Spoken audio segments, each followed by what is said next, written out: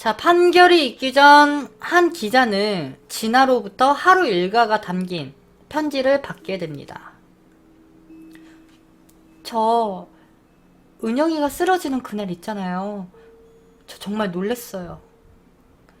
증원대에서 언니 은영이를 바라보는데 화장도 안 하고 입은 벌린 채 멍하니 그 모습 절대 잊혀지지가 않더라니깐요. 그리고 마치 막 미친 사람처럼 몸을 막 이렇게 떠는데 전 처음에 술 취했나? 약했나? 싶었어요. 왜냐면은 전 살면서 은영이 그런 모습 그날 처음 봤거든요. 그렇게 한 병씩 붙어 있었는데도요. 그래서 저 그날 재판이 끝나고 구치소에서 은영이를 기다렸거든요. 근데 피는 물보다 진하다고 정말 눈물밖에 안 나더라고요. 속상하기도 하고 그러다 은영이가 어떻게 잘못될까봐 사실 정말 많이 무서웠어요. 알아요. 분명 많은 사람들이 절 나쁜 동생이라고 얘기할 거예요. TV랑 뉴스, 신문, 기사를 다 봤거든요. 저는 진짜 매번 기사를 접하는 순간마다 정말 하늘이 무너지는 것 같았어요. 아니, 너무 억울해서 죽고 싶었어요. 그렇게 유언비어가 계속 퍼지는데 정말 기자들, 방송국 전부 망해버렸으면 싶었다니깐요. 근데 범죄자로 찍혀있는 제가 무슨 힘이 있겠어요. 참고 재판 결과만 기다려야죠. 자, 이후 판결 확정이 있기 전 써니는요, 구치소에 있는 진아를 면회하기 시작합니다. 둘은 전화기 너머로 오랜만에 그 피해자와 가해자가 아닌 피고인과 피의자 그런 사이가 아닌 자매로서 가족으로서 정말 많은 이야기를 나누기 시작했죠. 그러면서 이제 면회 시간이 얼마 남지 않자 써니는 정말 진실이 알고 싶었던 걸까요? 진아에게 이렇게 물어봅니다. 진영아, 나 정말 궁금한 거 하나 있는데 솔직하게 말해줄 수 있어? 너 정말 나 죽이려고 한 건 아니지? 라고 묻자 동생 진영이가 대답하죠. 아니야, 정말. 언니 죽이려고 했으면 그런 10대 애들 썼겠어. 나 구치소에도 다녀오고 언니가 나 문제아인 거 더 잘 알잖아. 내가 언니 죽일 이유가 뭐가 있어. 언니 그거 알아? 사실 언니가 많이 믿긴 했는데 정말 제일 슬플 때, 제일 기쁠 때, 정말 제일 힘들 때 가장 먼저 생각난 게 엄마보다 언니였다. 미안해. 그날 언니랑 싸우는 한이 있더라도 내가 가서 전해줬어야 됐는데.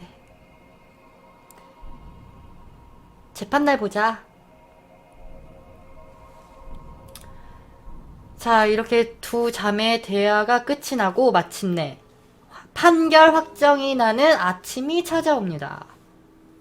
법원은 진아안이 정말 언니를 죽이려고 했느냐에 최대한 초점을 맞춰 재판을 진행했지만 사실 이 재판 상황을 봤을 땐 언론의 영향 때문인지 이미 많이 재판 상황이 흐려진 터라 판결이 정해지는 날까지 굉장히 흐지부지하긴 했다고 해요.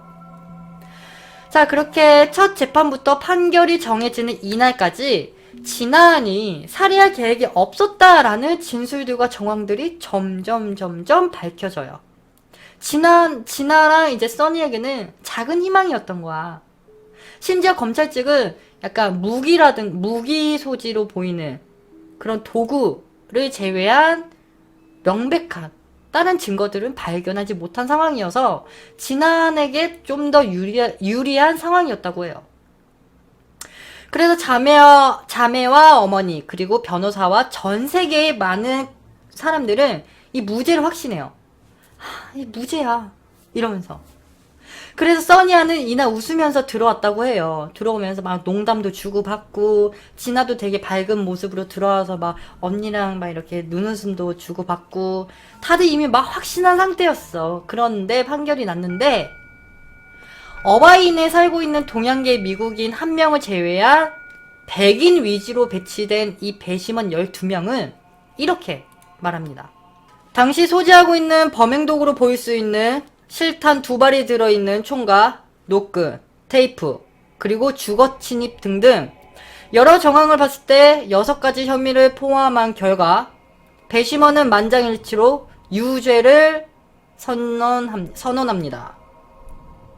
라는 의견을 내놓기 시작했죠. 다들 말이 안 된다며 수군대기 시작해요. 써니와 진아 그리고 자매를 응원하던 전 세계 사람들은 결국 대성통곡을 하고 말아요. 그러니까 모두의 예상과 달리 나온 결과 진아는 결국 최종 판결에서 26년 종신형을 선고받게 됩니다. 저는 근데 여기서 6개의 혐의 중에 2가지 혐의가 조금 이해가 안 됐고 좀 당황스러웠거든요. 왜냐면은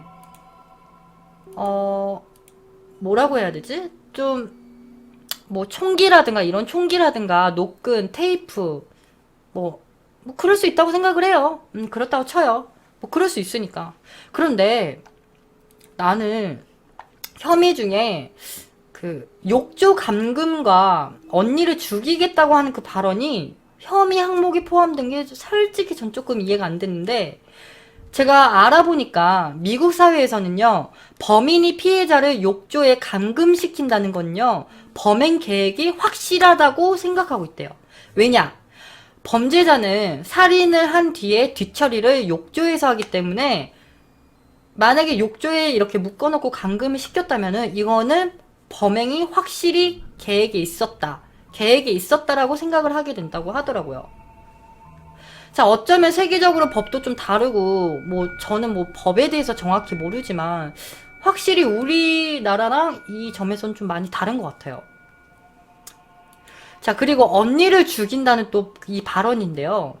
우리나라에는 좀 약간 친구라든가 형제, 자매 막 이런 사이에서 장난식으로나 또는 너무 화가 나면은 야, 너 죽여버린다. 아, 하지 말라고. 죽여버려, 진짜. 까불지 마, 개새끼야. 죽여버릴 거야. 막 이런 말을 쓰잖아요. 그런데 이 말이 우리나라에서 법적으로 심각할 정도로 영향을 끼치진 않잖아요. 사실상. 그런데 미국 사회에서는 아, 죽여버려. 너 죽여버린다. 이런 말을 할 시에는요, 상대방이 살해할 용의가 있기 때문에 죽여버린다라는 말을 한다고 생각한대요. 어쩌면 문화 차이긴 하겠지만, 미국 사람들은 우리나라 사람들과 조금 다르게, 아, 죽여버린다. 아, 죽여버려. 이런 말을 잘 안 쓰나 봐요. 자, 왜 우리 모두가 그러진 않지만, 뭐, 죽일 마음이 당연히 없고, 너무 화나서 툭 내뱉는 말이기도 하고, 뭐, 물론 죽이려는 마음을 갖고 하는 사람들도 있겠죠. 근데 보통의 경우 예를 들자면 그렇다는 거죠. 그런데 미국 사회에서는 이를 용납할 수 없다는 이유로 진아한에게는 어쩜 더 불리하게 적용이 됐던 거였죠. 그렇게 형이 확정된 후 사람들은 진아의 판결이 납득이 안 되기 시작해요. 그래서 그 변호사와 많은 단체들이 구명운동을 하기 시작하는데 사실 이 구명운동의 반응은 이 사건 재판, 이 자매 사건보다에 비해서 굉장히 미지근했대요. 정말 미지근했대. 그래서 결국 구명운동이 흐지부지 돼요. 결국 진아는 그래서 26년 종신형으로 수감이 되는데 그래도 진아한 그녀에게는 작은 희망이 있습니다. 자, 바로 2018년도에 있을 가석방 청문회인데요. 하지만 문제는요, 만약 이 진아한이 이 가석방 청문회에 떨어지게 되면은 이후 그녀는 평생 감옥에서 지내야 하는 게 문제인 거죠. 자, 진아는 형 확정을 받은 뒤 1998년과 2004년도에 가석방 신청을 하게 됩니다. 하지만 모두 기각이 되죠. 그녀는 정말 억울한 나머지 2008년도에는요, 오렌지 카운티 한인 회장에게 빼곡히 채운 2장의 장문의 편지도 보냈다고 합니다. 정말 그만큼 너무 억울했겠죠. 자, 그런 그녀가 감옥에서 대학 졸업장도 따면서 모범수로 지내고 있는데요. 평소 몸이 편찮으셨던 어머니와 편지로만 안부를 묻고 지냈고, 언니와는 그 이후로 연락이 두절되었다고 합니다. 제가 조사한 바로는요. 그렇게 늘 편지로만 안부를 묻던 이 모녀는요, 2016년도에 약 10여 년 만에 교도소 면회실에서 눈물의 재해를 했다고 합니다. 현재 열심히 모범수로 살고 있는 진아한. 그녀는 2018년 가석방 청문회에 희망을 걸고 있다는데요. 진아한은 이렇게 말했다고 합니다. 저 가석방 되면은요, 이제 한국에서 살고 싶어요. 이곳에 살기엔 너무 큰 아픈 기억도 있고, 사실 많은 사람들에게 상처를 좀 많이 받은 것 같아요. 라며 한국에 돌아가고 싶다라는 말도 전했다고 합니다.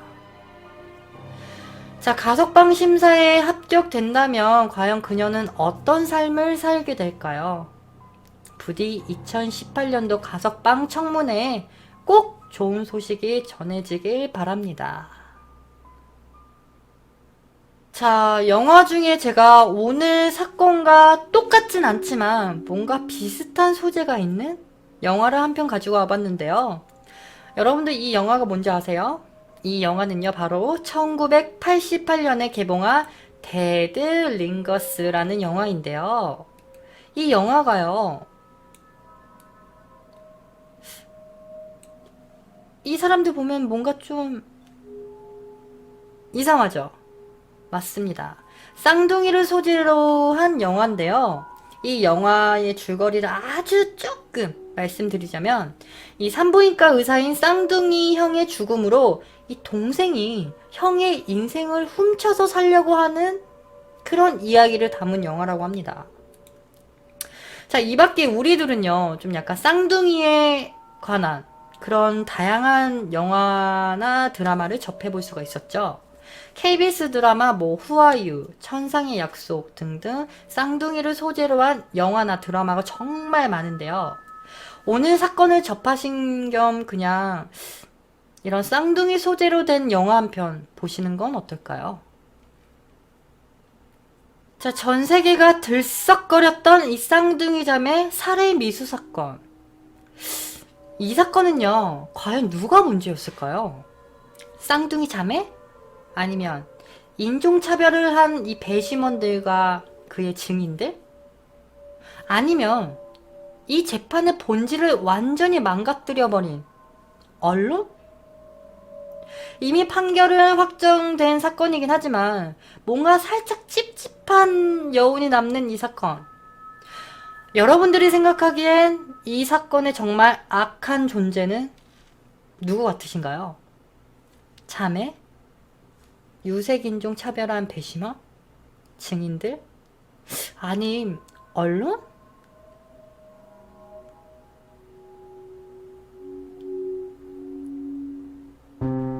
자, 그럼 다음 영상 보시겠습니다.